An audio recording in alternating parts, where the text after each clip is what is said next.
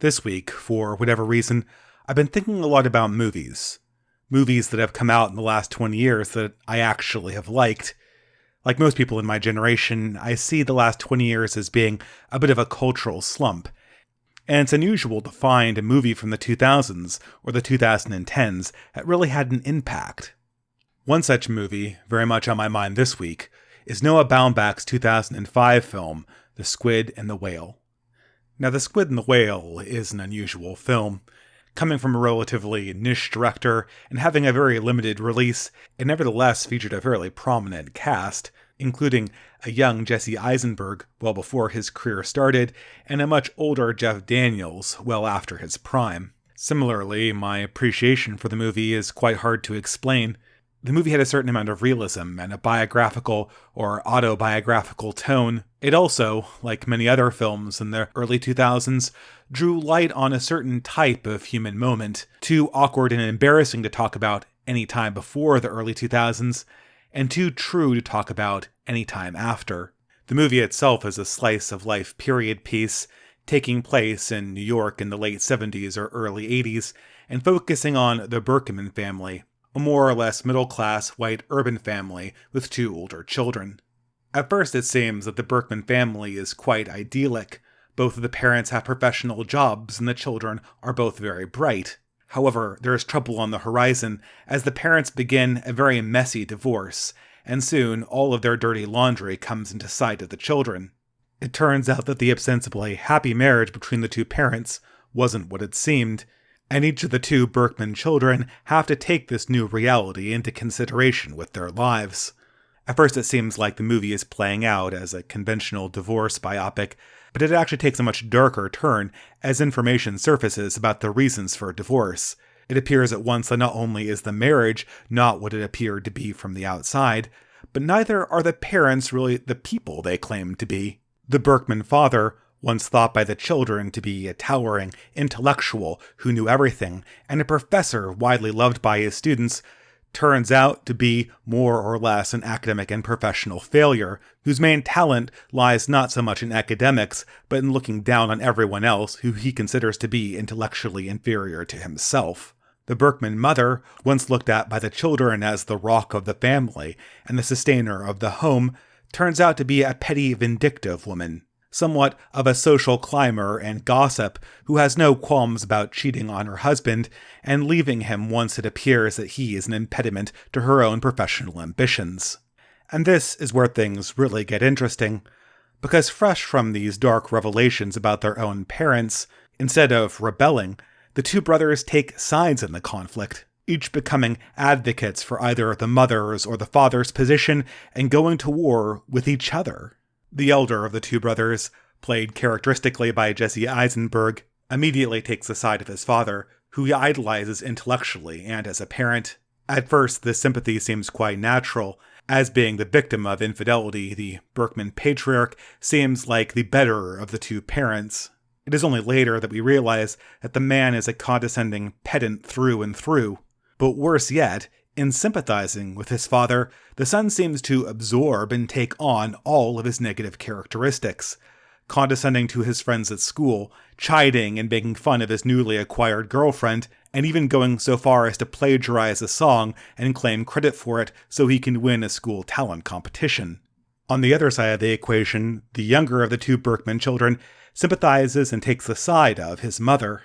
At first, it seems that this sibling has dodged a bullet, falling out of the influence of a truly petty male role model in his father. Nevertheless, the younger Berkman seems to be following an entirely different path towards self-destruction, emulating not so much his mother, but the same class of loud, overconfident jocks that his mother liked to engage for her affairs. By the end of the film, the young boy, barely pushing into junior high school, is already attempting to drink beer and engage in other sexually promiscuous behavior. With this initial setup, it's hard to explain exactly where The Squid and the Whale goes. It ends quite suddenly, with the elder of the two Berkman children realizing the squalid and farcical situation he's found himself in. This revelation first seems to come slowly, but reaches ultimate culmination when he thinks back to one time he was happy, going through the New York Natural History Museum and seeing what he then, as a young child, considered to be a horrific battle between the squid and the whale. The two giant papier-mâché models used to represent the contesting leviathans scared the young protagonist, but now as he returns to them, they look petty, they look fake, and the whole struggle between them, that seemed so giant and all-consuming when he was a young child, now just looks like a shoddy and out-of-date museum exhibit. Which, of course, it is. For whatever reason, this movie, The Squid and the Whale, was much on my mind this week as I came across yet another internet debate, this time featuring two very prominent content creators, each of whom have accumulated quite substantial audiences on YouTube and on other platforms. The first interlocutor in this debate was none other than Charlie Kirk, one of the founders of Turning Point USA, and a self-styled representative of the New Right, a sort of rehash and reimagining of National Review conservatism, but this time for a younger generation. The second, quite surprisingly, was the Twitch and YouTube streaming phenomenon, Vaush. Someone I've talked about quite a bit on this channel, but who I was surprised to see engage with a more mainstream figure. At once, I knew that the debate was going to be a shit show. It should be said straight up that neither I, nor really anyone in my general internet sphere, have any respect for either Charlie Kirk or Vaush. Despite ostensibly being on the right himself, Charlie Kirk is known to anyone who takes their principles seriously as being a completely milquetoast and impotent character, most famous recently for his total humiliation in the light of a Turning Point USA question and answer session highly attended by groypers following Nick Fuentes. Since that point, Charlie Kirk and Turning Point USA generally is used as a stand-in for any type of weak pushover opposition to the present progressive plans. I understand more recently that Charlie Kirk has been taking more based and populist positions since his interaction with the groypers at the Turning Point USA question and answers session.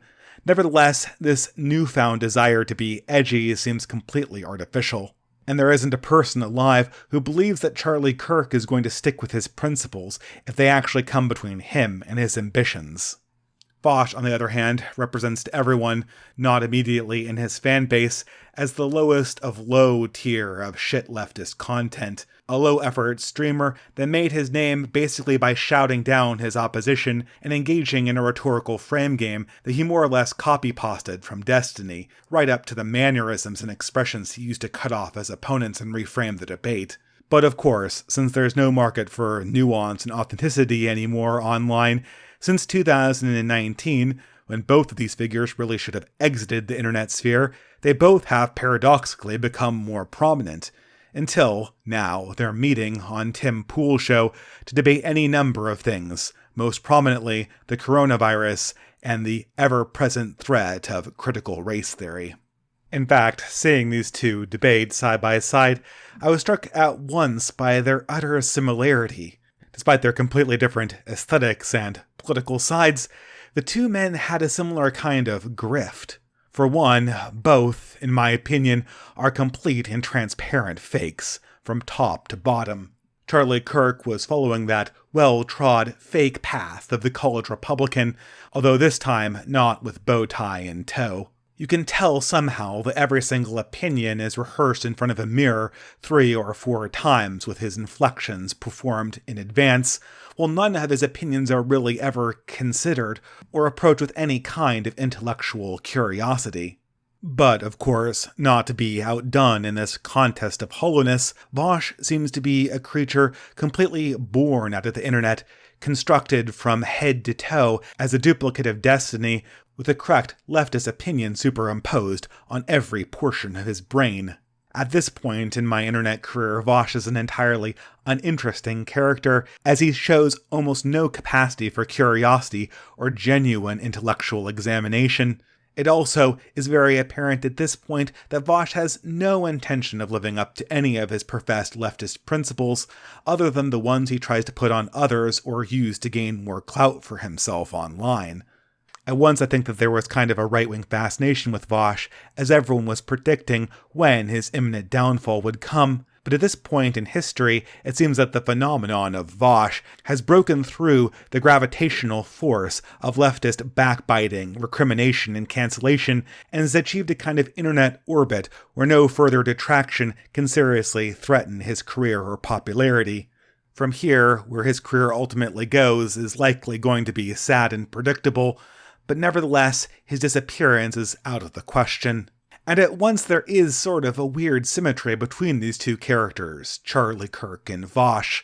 They are both in fact selling narratives that are weird photo-inversions of each other.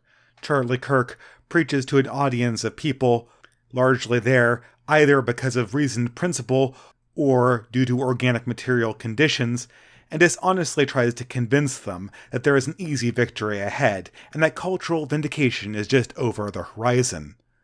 Vaush, on the other hand, preaches to an audience largely interested only in victory and cultural vindication, and tries to dishonestly convince his own audience that the reason why they're doing what they're doing, the reason why they're on the left, is due to reasons of principle, and ultimately organic material conditions.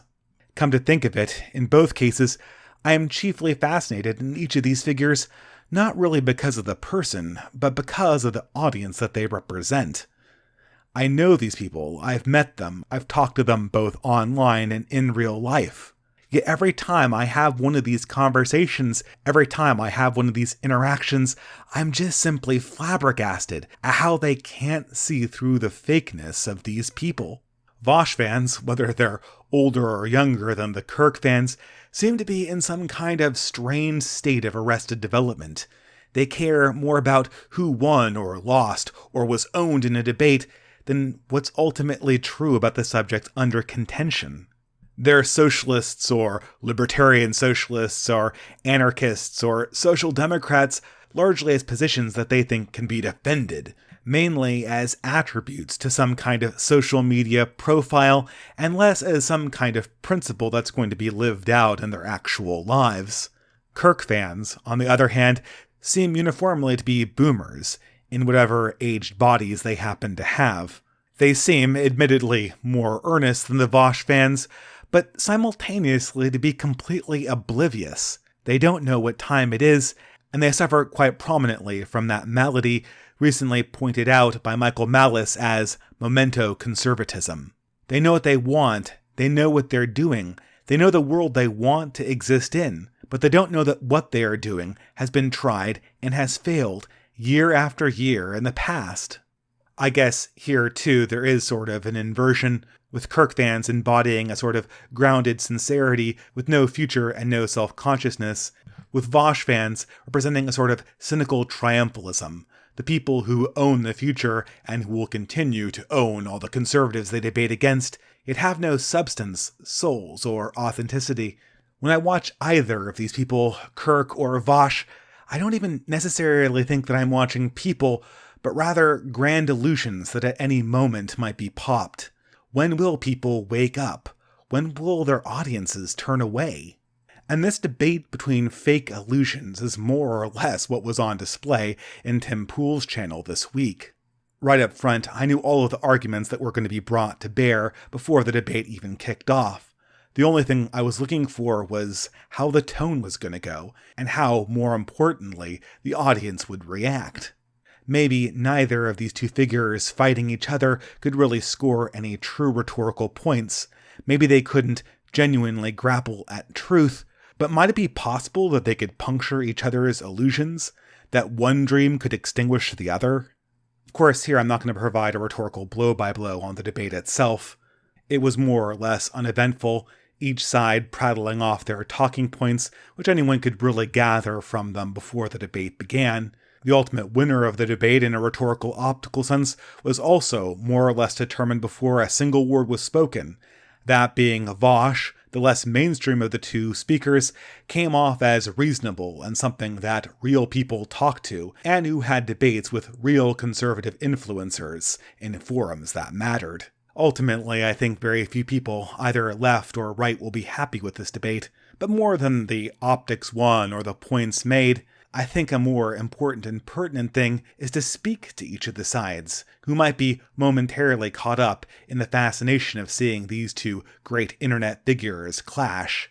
I say this at once knowing that most thoughtful right-wingers who watch my channel don't particularly like Charlie Kirk. At most, you see him as a roadblock to leftist infiltration and leftist conquest in the culture war. At worst, he's a type of cringe, pig-headed figure, mostly known for recycling old National Review talking points and not advancing the conversation at all. However, many right-wingers might be surprised to know that a lot of thoughtful left-wingers view Vaush in a similar fashion. Of course he's fake, of course he's cringe, of course he's a complete asshole, but he's our asshole. He's a person who defends our community. And in opposition to each other, put this way, a preference for Charlie Kirk or for Vaush does make a little bit of sense. But it's just this kind of inclination that I really want to attack in this video. For right-wingers at once, I know this seems like a very easy pill to swallow. After all, what is more cringe than mainstream Turning Point USA conservatism as represented by someone like Charlie Kirk? These creatures that slither out of college Republican clubs and mainstream conservative think tanks exist to be stand-up villains for the left. They are, in fact, the prey of people like Vaush, carbon copy, cardboard, cut-up villains that can be stood up and knocked down just as easily. There isn't a punch that Charlie Kirk could throw that had an honest chance of hurting Vaush imagistically in any way. And ever present was the very real possibility that Charlie Kirk would screw up epically, put his foot in his mouth, and embarrass his entire side of the right wing. But even as the debate resolved, with very, very little conflict and both sides ending in an amicable fashion, what ultimately was achieved? Vaush is one of the lowest grade, cynical, and degenerate leftists on the entire internet, with leftist opinions on every issue cranked right up to 11, and on the off chance that they manage to squeeze another 12 onto the dial, I'm sure he'll go to that level as well. At the point where Vaush is being welcomed as some kind of respectable adversary for the mainstream conservative gatekeepers, what is really the point of any kind of gatekeeping whatsoever? What is Charlie Kirk succeeding at keeping out of the discourse if Vaush is part of it? As ready as Kirk was to go face-to-face with Vaush, would he be ready to go up against any kind of figure from the distant right? Would he be willing to talk to someone like Nick Fuentes? Or even to someone like myself? And of course, for a large percentage of my right-wing audience, this is going to be nothing new. You already know that Charlie Kirk is a shill, and someone that you have zero respect for, someone who exists to be defeated by the left, so what is really one more person on the internet saying this? Charlie Kirk has no consciousness of what time it is, he has no consciousness of the dynamic in which he operates and in which he seeks to thrive, and that's what makes him cringe. Okay, great, and I agree, but for all the people on the distant right, so beyond Charlie Kirk, can't we see how so often we fall into the same traps he does? Can't we see how, in so many ways, we try to apply his methods with the same ultimate effect? Case in point, the two issues that Charlie Kirk debated against Vaush, both having very predictably negative consequences for the right-wing side. Take for once Kirk's position on COVID and the next round of lockdowns and mask mandates. Right off the bat, Kirk came out with a position of COVID skepticism, bolstered by a myriad of different facts obviously stemming from distant and minoritarian sources. Small holes in the mainstream perspective of the CDC, a long rambling list of statistics that seem to run counter to the mainstream government narrative on the virus. It was clear to me, at least at this point, that, his other fakeness aside, Kirk did feel somewhat passionate about this issue, and he had looked into some amount of research on it from a distant perspective. He could certainly prattle off a lot of raw verbiage about it. But to what ultimate end? What did his opponent ultimately have to do to refute him in this perspective, to gain the upper hand on the subject of COVID-19? Well, that's simple. All Vaush really had to do was read the public statements and abstracts from the mainstream government-approved organs. After all, this isn't a college lecture. Who's going to look up all these sources and weigh them each in a logical fashion? As a wise man once said, it's clear that any educated public, when confronted with two arguing sets of highly technical scientific fact, will always side with the one that has a more prestigious set of credentials. And before anything was really said in that entire debate, before any arguments or logical propositions were put forward, before any evidence was cited, we already knew who had the more prestigious institutions on their side. Nothing Charlie Kirk could say or argue or cite would ever change that fact, and as long as Vaush had the university system in his back pocket, the debate really didn't need to go any further. Ultimately, the real tragedy was that I could tell just by how they were speaking that Charlie Kirk had spent much more time thinking about this. He probably had spoken to a number of people who were passionate dissidents about this topic. He had waited in his own mind, decided that this was the right course of action, and came to a position he brought to the debate that day. On the other hand, Vaush's position was most likely read off a Word document produced by his Discord server and taken mostly from copy pasta from government statements and outlines given by people associated with Dr. Fauci.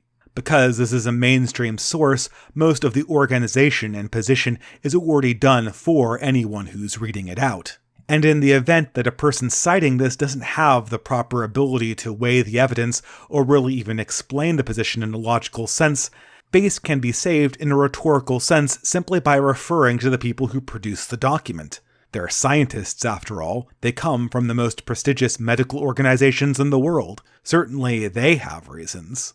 The dialectic point was already won for Vaush, regardless of what anyone said, and every second that elapsed in this dynamic was a victory point for his side. But the fundamental problem with this position really has nothing to do with Charlie Kirk at all. It comes from a misapplication of a strategy popular on the left. This is the strategy that I like to refer to as the fact, debunk, and call-out process. A rhetorical method that most of us will recognize from the era of New Atheism, but has since become popular for virtually all leftist positions. The strategy is attractive because the process is so simple anyone could do it. You have a position. You know this has some factual support, so you check Google Scholar or just Google generally to find if anyone agrees with you. Then you use this fact to debunk the other person's argument, to explain how this information shows that their entire worldview or position is completely erroneous, how it destroys their argument at a fundamental level. Then, and most importantly, it moves on to the final step, the call-out step. This is where, after showing your opponent is completely wrong, and their worldview is completely destroyed by your factual evidence, you explain how they're actually a charlatan, someone who's come to the debate in bad faith, to deceive the audience, to stop science, to hold back progress, and to cheat everyone out of the honest discussion we really should be having. Really, this is how all young people see debates, and you'll recognize the tactic if you ever had a debate against an anti-theist of the Richard Dawkins variety. And in an internet livestream setting, this approach does work fairly well, and in fact it's just this strategic approach combined with a very, very tight frame game that allowed people like Destiny and later Vaush to become so prominent as internet debate bros. Problems come in, however, when the same approach is copied by right-wingers looking to fight fire with fire. It turns out that the process of fact, debunk, call-out doesn't actually work if your position is dissident, if your position is against the primary narrative force of the major universities and major government bodies. In order to work well in any kind of debate or frame game, the truths have to be at an abstract level, and they have to have actual experts who stand behind them narratively. An almost exclusively leftist university and government establishment is very, very good at hiding inconvenient facts nowhere near the abstract level, buried deep in tables, and in the end of papers hidden behind paywalls. And in the off chance that some inconvenient fact does find its way into prominence in a scientific journal, the universities have a way of dealing with this. That's where leftists come from, after all, and there's always going to be an academic source to put this in the right context, and many experts willing to stand up and explain how, even though this fact looks like it says one thing on the surface, there's a more nuanced way to approach this reality in a more scientific and expert-driven fashion. As such, any kind of right-wing meddling with scientific facts at this level in a debate context goes absolutely nowhere. You never get to the debunking or call-out stage because the entire force of the mainstream academy is designed to prevent just that kind of thing from occurring. It's to prevent just this kind of embarrassment from being heaped upon the experts and their more favored scientific, or to be more accurate, political positions. And I know many people on the distant right will probably tell me that we all already know this. We know that there is an asymmetry between how the right wing has to deal with scientific facts and how the left wing does. But have we really internalized this reality? Because as cringe as Charlie Kirk's attempt to argue COVID politics with Vaush was, I've seen plenty at distant try to do just this on their Odyssey channel or Telegram feed.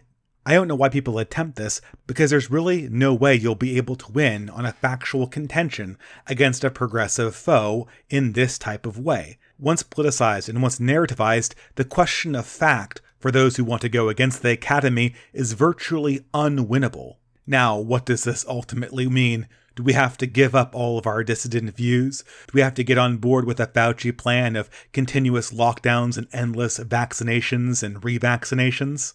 In my opinion, absolutely not. But we have to take a different approach. This isn't working. Before any kind of concession is reached, the issue has to be depoliticized and calmed down. Concessions by the mainstream need to be made.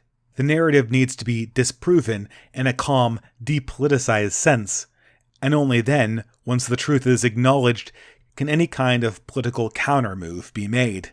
Something like this seems to be happening regarding the ultimate origin of the COVID-19 virus, and something like this may ultimately happen again when it comes to the relative deadliness or the relative efficacy of vaccines in the future. These facts, if accumulated, might eventually discredit and take down the global health regime and its approach to these kind of viruses in the future, one can hope. But this ultimate cause is not going to be helped or bolstered from the kind of debunking efforts you see on the left. Debunking and callouts are a tool of the powerful, and in case you haven't noticed, dissidents today are not powerful. But yet, a similar discussion seems to play out even in the second topic of discussion, the question over critical race theory and its consequences to public education. The campaign against critical race theory, started by the likes of Christopher Rufo and later taken up by people like James Lindsay, is a textbook example of the misapplication of progressive strategies to conservative or right-wing ends. Here, the strategy taken by Rufo is one quite popular with the left that I call label, politicize, and polarize. As anyone knows who's watched leftists operate, this is exactly how things usually go when something objectionable is occurring. You find an issue, you find some wrongdoing that's occurring systematically over an institution. You give that wrongdoing some kind of catchy name that the media can repeat. You then proceed to politicize the issue, turning it into a contest of Democrats versus Republicans, and then you polarize things. You're either for the teaching of real science in classrooms, or you're a creationist. With enough cycles of politicization and polarization, and enough activist effort, the issue is as good as won in the long run. Well, at least if you're a leftist. Because the whole process doesn't work so well if you're on the right. Old fogies like myself who have living memories of the 1990s might remember this, but there was a big affirmative action debate back in the day, a question over whether you could discriminate for minorities and against whites and Asians based on skin color and race. And of course, our very own activists of the day, led by talk radio hosts, were all too ready to label, politicize, and polarize this issue. After all, affirmative action had gone unquestioned for about 20 years at that stage. Certainly now was the time to take down this discriminatory practice. And the label they came up with to discredit the practice of affirmative action? Well, that was reverse racism. Reverse racism was a campaign that had a few initial successes when it came to discrediting affirmative action, but was soon spun by the media in a matter of months to mean, in effect, a type of racism that's petty, not really important, and simply the product of a white male victim complex complaining about virtually nothing, complaining about the mere presence of minorities in the workplace writ large.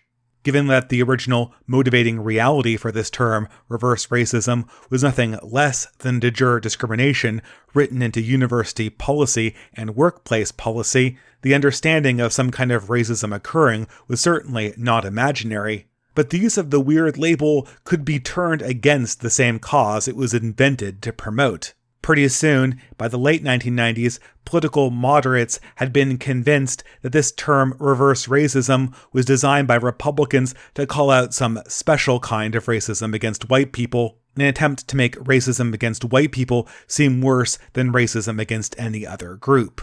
At this point, the use of reverse racism to describe any kind of unfair situation to whites and Asians was enough to get the issue immediately dismissed as something that was trivial. And to this day, this rhetorical turnaround was so effective that progressives frequently use reverse racism to preemptively label right-wing complaints about anti-whiteness as being trivial. In fact, the prefix reverse in front of any kind of bad thing X is used as code by most left-wing communities to mean that the thing in question, while usually bad, is not actually bad in this instance. As in the first case, reality returns again. This kind of approach of polarizing and politicizing things doesn't work unless you have a sympathetic media. And this asymmetrical dynamic is felt as acutely on the debate floor as it is in the public square. Charlie Kirk could say anything he wanted to about CRT. He could make any kind of case against the kind of situations people face in the classroom, with teachers educated to promote a certain kind of perverse white guilt to the students. There are many examples of this. There are many instances of abuse. It is clear that teacher colleges are using a certain kind of pedagogy inspired by the same kind of work done by Derek Bell and Kimberly Crenshaw at Harvard Law in the 80s. You can point out the instances of abuse. You can cite the academic bibliographies showing where these ideas come from. But ultimately, none of this is going to matter. Any instance of abuse can be dismissed as an anecdote. Any academic field spewing out malignant nonsense can be dismissed as cherry-picking. And the people promoting radicalized racial perspectives when teaching primary school can be portrayed as earnest people who just want to have issues like slavery and discrimination discussed in a way that children can understand. The rhetorical Mott and Bailey might have to work overnight on this one, but as always, the House wins. And as much as Charlie Kirk tried to put up a fight on this issue, his fate was more or less the same. After all, according to him, what's going on in public schools is a radical takeover, a racialization of our education, a politicization of our children's mind with propaganda. Yet, by the end of the debate, Vaush, a person who's in favor of this approach to education, a person who wants to bolster the forces leading our nation down this type of racialized and retributive perspective on the past, not only is not rhetorically confronted in any kind of effective way, but is almost embraced. The perspectives once thought too radical for some college classrooms, now greeted as simply another point of view that even a conservative might embrace. Once more, the path and ultimate culmination of this interaction is too clear. Charlie Kirk is the prey, Vaush is the predator. Charlie Kirk might be a gatekeeper for anyone of the likes of Nick Fuentes, but to anyone to the left of him, he is a simple stepping stone. And without a better approach to politics, mainstream or distant, cringe or based, all right-wingers constantly risk being part of the same insidious process. Really, we should be looking for a better way. But aside from the audience that might sympathize with Charlie Kirk, there probably is a lot to be said for the audience who might sympathize with Vaush. Yeah, I know almost none of them watch my channel, so maybe I'll make this part a lot more brief. But if I could speak to that earnest left-winger, that socialist who believes that Vaush might be an asshole, he might be fake, he might be crude, but at least he's our guy, and pushing back against the establishment represented by Charlie Kirk, I think I would just urge all of you to take a step back.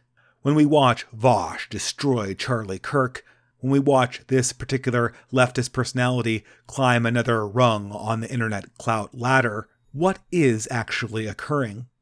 Of course, Vaush is getting more popular. I'm sure his Patreon and his Super Chat revenue is massively expanded. But is anything rhetorically been achieved? Is Charlie Kirk really the establishment?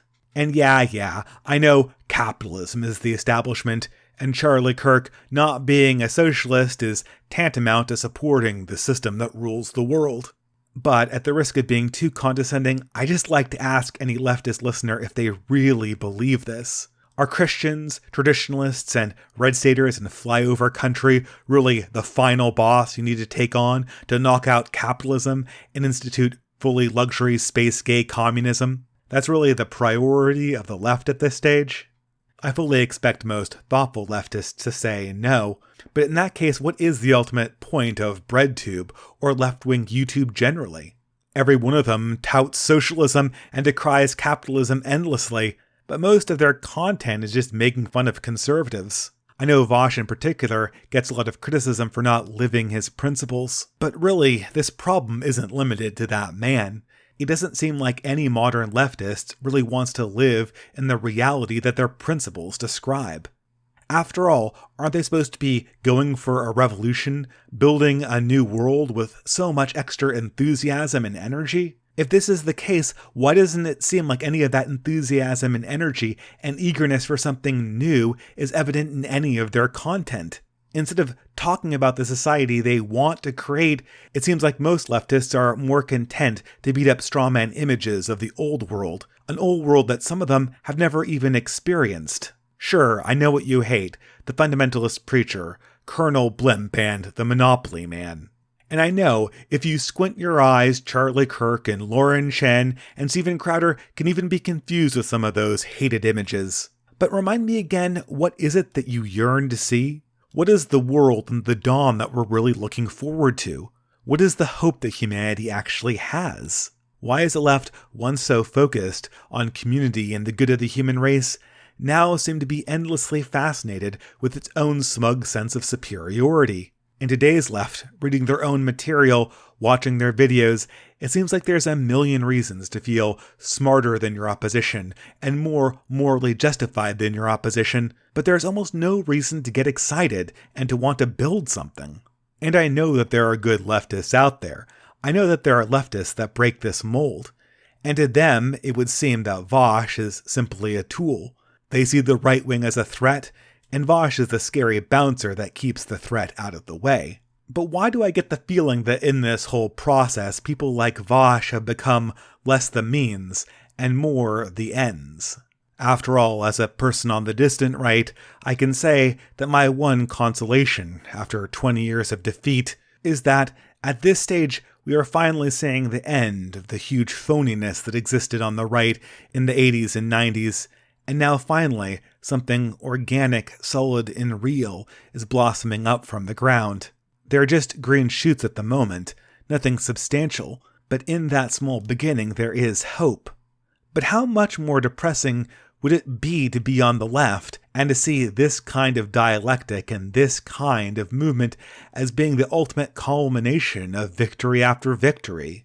If the revolution towards socialism is indeed finally at hand in this generation, if it has any chance of becoming a reality in a time frame that's meaningful to us, are people like Vaush really the vanguard that takes you forward?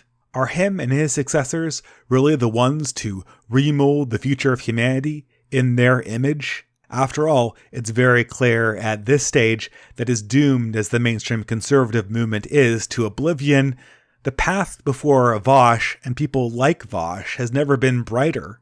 Libertarian socialists, rejoice, for one of your cohort has been elected to ascend.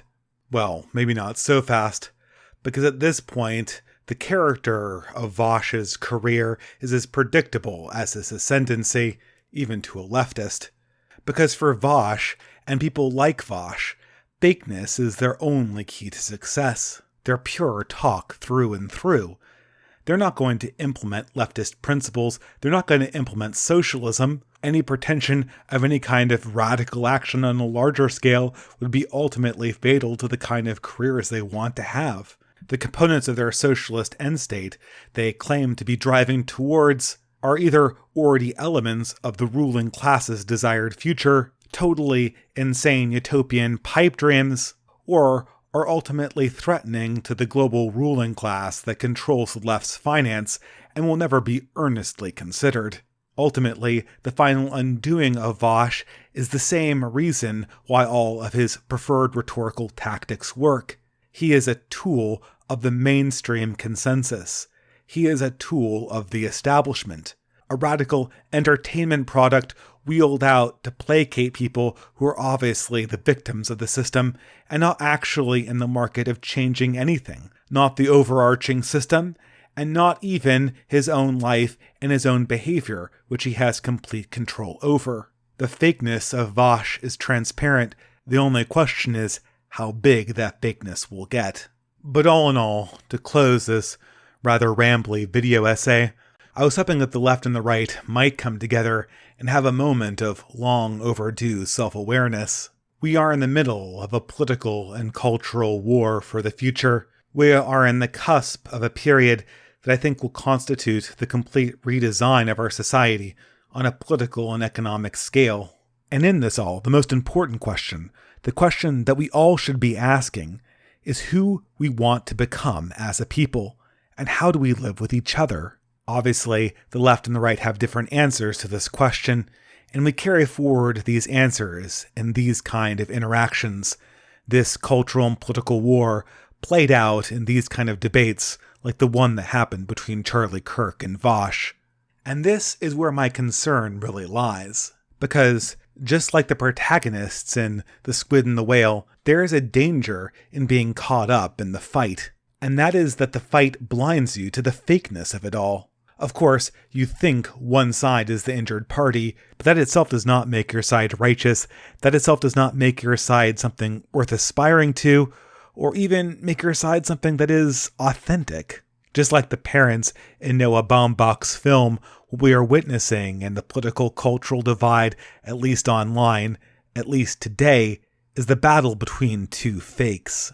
It's entertaining and even cathartic, but there is the ever-present danger that we are going to start emulating and imitating the fakeness of the side we follow. The point of this, the point of any of this politics and discussion, is to ultimately create a world where we can be authentic, where we can thrive, where we can become better people. Short of this goal, nothing remains of this contentious politics other than a means of self-destruction covered up by a thin veneer of entertainment and self-congratulation. And I'm sure, if I asked them, a lot of people would agree with this. But then why does our discourse always fall back into these same predictable patterns? And I know I risk here being platitudinous. Politics is going to go on, and I'm not going to pretend here like I don't have a side or a stake in the matter. But if these same kind of debates and dialectics are going to rage over and over and over again, could we at least make them and the figures that participate in them smaller in our own minds and imaginations? Could we have a little bit more awareness about what we're actually doing? Here, I think back to the elder of the two Berkman children from the aforementioned film, who, after so long being invested in the bitter fight between his mother and his father, after so long dwelling in the relative righteousness of his father's case over his mother's, he has a sudden revelation of the pettiness of it all, of the meaninglessness of the conflict, and how it's individually caused him to be a worse person. And the cause of this revelation? A giant papier-mâché model of two sea creatures fighting. One so horrific and grand, one so epic and scary, now being reduced to something that really only could fascinate a child. Each side in the fight so transparently fake that you would feel as if you had debased yourself if you admitted for a moment that you thought the thing was authentic. Did this fight feel at one point like a thing that could shake the foundations of the universe? Did it feel like something you had to choose a side in? Well, all of this needs to be put aside, because the point now is to move forward, to understand who one is and what one wants outside the context of this petty war. And here is where I think we, those of us who are still interested in politics online, can really take a lesson.